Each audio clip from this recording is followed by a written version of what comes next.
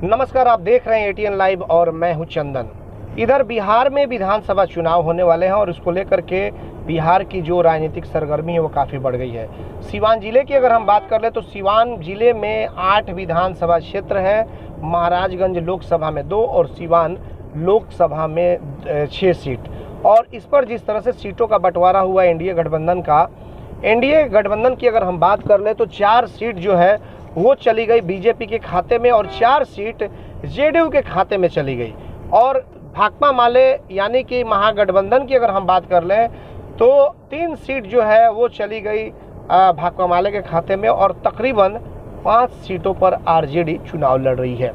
5 seat कौन कौन है ये हम आपको बताएंगे, लेकिन एक बड़ी खबर यह है कि जिस तरह से रघुनाथपुर विधानसभा क्षेत्र से जो चर्चा चल रही थी लगातार उस पे सोशल मीडिया पे कई राजद के समर्थक जो है वो वायरल कर रहे थे अपना पोस्ट की डॉक्टर मोहम्मद शहाबुद्दीन की पत्नी हिना साहब चुनाव लड़ेंगी और वहां से विधानसभा चुनाव लड़ेंगे। उसको लेकर के तरह तरह की चर्चाएं भी हो रही थी।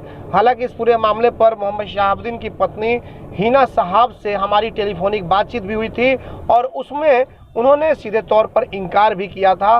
राष्ट्रीय जनता दल के जो जिलाध्यक्ष हैं उनके द्वारा भी एक प्रेस विज्ञप्ति जारी की गई थी और बताया गया था कि बिल्कुल यह निराधार है।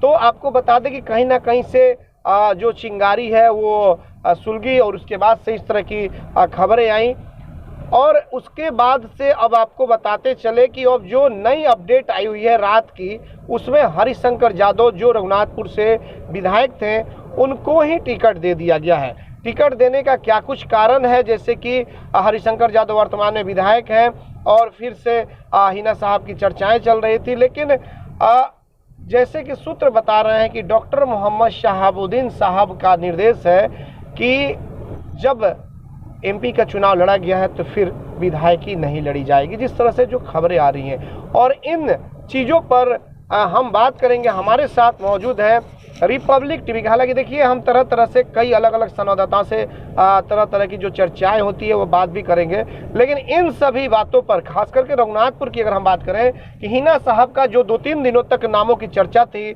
चाहे वो पूरे बिहार में बड़े बड़े पत्रकारों का भी कॉल आने लगे हैं कि इस तरह से हिना साहब का टिकट कंफर्म होने की स्थिति में है या राजद के कई कार्यकर्ता भी, लेकिन उन सभी चीज़ों पर विराम लग गया और अपडेट खबरें अब ये आ रही हैं कि रघुनाथपुर से फिर से एक बार हरिशंकर यादव आरजेडी की सीट से आरजेडी के टिकट पर चुनाव लड़ेंगे। और इसको लेकर हमारे साथ मौजूद है रिपब्लिक टीवी के संवाददाता सुरेंद्र कुमार। सुरेंद्र बताएंगे कि इस आखिर जो चर्चाएं चली वो कैसे चर्चा चली, हिना साहब का अचानक नाम कैसे आने लगा और उसके बाद से फिर जो है हरिशंकर यादव का कैसे कंफर्म हुआ, इसके बारे में थोड़ा सा हम चाहेंगे कि 2 शब्द हमारे दर्शकों को सुरेंद्र अपने नज़रिए से बताएं। देखिए चंदन, जैसे ही हिना साहब का नाम रघुनाथपुर विधानसभा से चुनाव लड़ने की चर्चा हुई कि नेशनल चैनल के ब्यूरो लोगों का, हम लोग के सीनियर लोगों का, कई चैनलों के लोगों का फ़ोन आने लगा, क्योंकि शहाबुद्दीन साहब हमेशा से ही चर्चा में रहे हैं। जब भी इनकी नाम न्यूज़ में जुड़ जाती है तो वो न्यूज़ बहुत बड़ा सा बन जाता है, सिवान हो चाहे बिहार हो चाहे इस देश के लिए। लेकिन यह नाम किसने उछाला कि हिना साहब चुनाव लड़ेगी? ये नाम राजद के ही कोई कार्यकर्ता ने सोशल मीडिया पे, फेसबुक पर डाला और डाल करके कई जगहों पर फ़ोन किया और उसके बाद से पूरे कई सोशल मीडिया पे लोगों ने इस न्यूज़ को चलाने लगा कि रघुनाथपुर से पूर्व सांसद शहाबुद्दीन की पत्नी हिना साहब चुनाव लड़ेगी। और यह पूरा काफ़ी फैल गया, जिसके चलते आनंद फानंद में राजद के जिला अध्यक्ष परमात्मा राम को एक प्रेस विज्ञप्ति जारी करना पड़ा।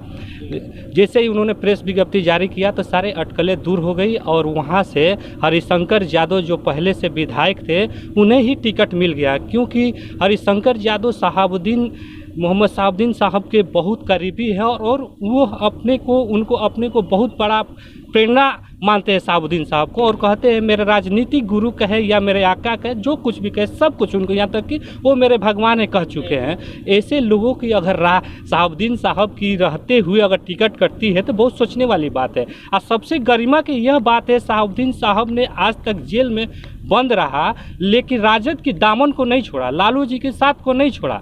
अगर उन्होंने ये समझौता कर लिया होता तो शायद वह आज तक जेल में बंद नहीं होते। इसी कारण उन्होंने उनका एक अलग असूल है, जब उनकी पत्नी लोकसभा के चुनाव लड़ जाती है तो वो विधानसभा चुनाव कैसे लड़ सकती है। ये उनके लिए ये गरिमा के खिलाफ है, उनके वसूल के खिलाफ है कि बड़े ओहदा पे चुनाव लड़ा जाए, भले चुनाव निकले या न निकले, लेकिन ओहदा बड़ा था, उसके नीचे अगर चुनाव आती है तो अपने को झुकने जैसा महसूस होता है, जो वो कभी साहब बर्दाश्त नहीं कर सकते हैं। इसी के चलते उन्होंने ये सारे अटकलें या मना भी कर दिया होगा, पार्टी के तरफ से कोई ऐसा कदम उठाने के लिए कहा गया होगा, लेकिन शहाबुद्दीन साहब के इशारे पे चलते अपने वसूल को देखते हुए उन्होंने हिना साहब को चुनाव लड़ने से मना कर दिया होगा। आज हरिशंकर यादव रघुनाथपुर से चुनाव लड़ रहे हैं और उनके जदयू से राजेश्वर चौहान को टिकट मिला है। बहुत सारे पार्टियां वहां से चुनाव लड़ रही है। देखिए शहाबुद्दीन साहब के पास क्या होता है, उनके काफ़ी करीबी हरिशंकर यादव माने जाते हैं। और देखिए चुनाव में क्या होता है, यहाँ तक कि सारे प्रत्याशी अपने को जीत का दावा कर रहे हैं। अब आने वाला भविष्य ही बताएगा कि चुनाव में क्या होता है। बिल्कुल, तो बहुत बहुत धन्यवाद सुरेंद्र।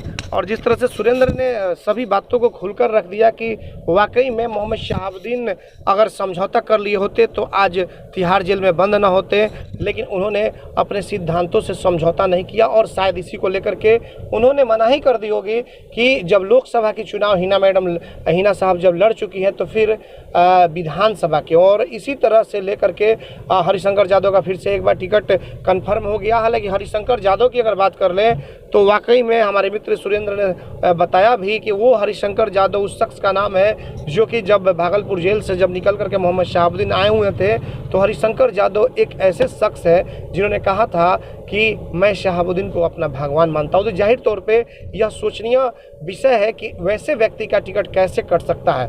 अब हम बात कर ले कि लड़ाई किस तरह की होगी, तो वाकई में यह माना जा रहा है कि वहाँ पे जिस तरह से हरिशंकर यादव को टिकट मिला है, कई लोग निर्दलीय के तौर पे भी भाग्य आजमा रहे हैं और जेडीयू से राजेश्वर चौहान है। तो ऐसे में चर्चा यह भी चल रही है कि मनोज कुमार सिंह जो कि बीजेपी के खाते में सीट नहीं गई, उसके बाद से वो भी चुनाव लड़ने के मूड में है। लेकिन मनोज कुमार सिंह की यह भी चर्चा आ रही है कि वो रघुनाथपुर या फिर जीरादेवी विधानसभा क्षेत्र से भी चुनाव लड़ सकते हैं। ये सूत्र बता रहे हैं, अब तक कन्फर्म नहीं है जब तक वो क्लियर नहीं करेंगे। लेकिन दूसरी तरफ आपको बताते चले कि गोरियाकोटी विधानसभा क्षेत्र के जो विधायक थे आरजेडी के सतदेव सिंह, उनका टिकट कट गया और वहां पर स्वर्गीय मुन्ना वर्मा उर्फ धर्मेंद्र वर्मा वो शख्स हैं जो कि ज़मीन से जुड़े लोग रहे हैं और इन्होंने बहुत कुछ आरजेडी के लिए ज़मीनी स्तर से जुड़ करके काम भी किया। हालांकि मुन्ना वर्मा की इधर कोरोना को लेकर के तबीयत खराब हो गई, जिसको लेकर के उनका इधर पिछले 2-3 महीने पहले उनका निधन हो गया और उसके बाद से उनकी पत्नी नूतन वर्मा को वहाँ से गोरियाकोटी से प्रत्याशी बनाया गया। कहा जा रहा है कि पार्टी ने एक श्रद्धांजलि के तौर पे उनकी पत्नी को टिकट दिया हुआ है। वहाँ पे होंगे बीजेपी से देवेश कांत सिंह संभावित उम्मीदवार में, इसलिए कि अभी औपचारिक ऐलान बीजेपी नहीं की है, लेकिन लगातार वो लोग लड़ते आए हैं तो ऐसी संभावना व्यक्त की जा रही है। लेकिन इन सब के बावजूद मनोज कुमार सिंह भी जो बीजेपी के एक नेता हैं वो भी भाग्य आजमा रहे हैं निर्दलीय के तौर पे। और इस तरह से और भी गोरियाकोटी से लोग हैं, रेणु यादव हो सकती हैं, आरजेडी नेत्री थी वो लोग निर्दलीय के तौर पे आ सकते हैं, प्रमोद राय हो सकते हैं, अनूप तिवारी जैसे व्यक्ति का भी नाम आ सकता है। तो इस तरह से तमाम तरह के लोग हैं कि वो चुनाव लड़ने की उनकी संभावनाएं हैं।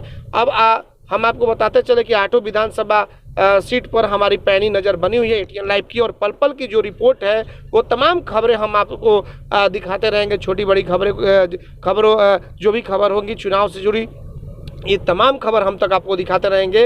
अब तक अगर आपने हमारे चैनल को सब्सक्राइब न किया हो तो यूट्यूब पर जाएं, atnlive.in को टाइप करें और सब्सक्राइब करें, ज़्यादा से ज़्यादा शेयर करें, बेल आइकन को दबाएं। और इस तरह से अगर आपका सहयोग हमें मिला तो जाहिर तौर पे तमाम जो भी खबरें होंगी वो आप तक हम पहुंचाने का काम करेंगे। और जिस तरह से शुरू से आप लोग का स्नेह प्यार मिलता रहा है, ठीक आगे भी ऐसा ही मिलता रहे।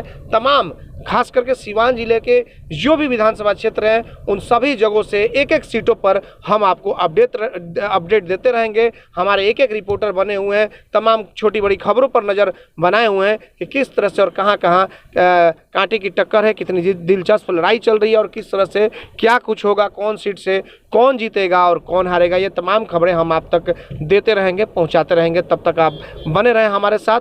फिर हम अगले खबर लेकर के आएंगे चुनाव से जुड़ी। तब तक के लिए नमस्कार।